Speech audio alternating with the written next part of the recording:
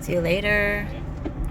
Hello guys, welcome to this channel, Life with Lies. So we just arrived another day.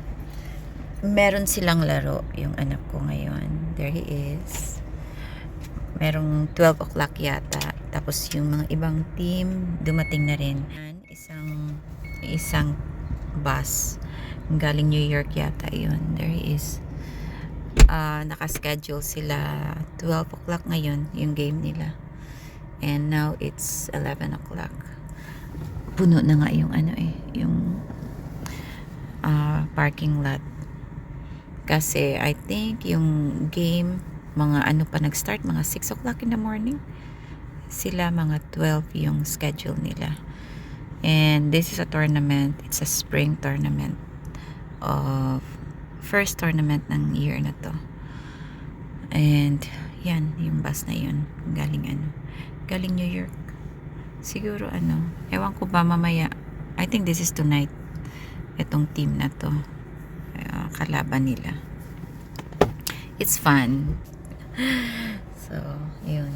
Okay, I'll see you later. Kasi kami. We have to prepare his stuffs. Tapos yung team nila, yung mga parents, meron kami mag-assemble. Tapos we will cheer for the kids. It's fun kasi. Okay, see you later. Bye.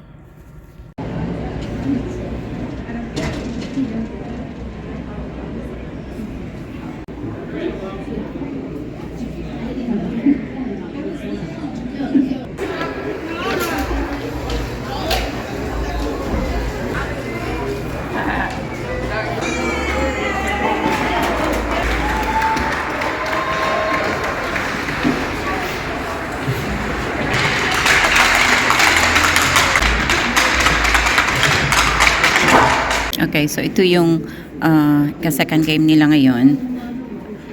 Naka-blue sila, yung team ng anak ko, yun siya. Okay, pick it up, pick it up, pick it up. Yan. Etong kalaban nila galing to?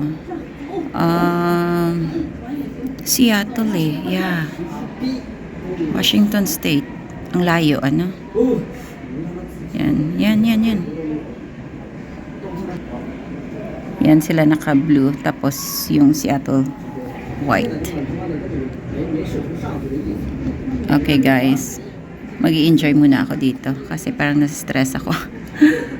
Okay. So, dito na ako sa baba.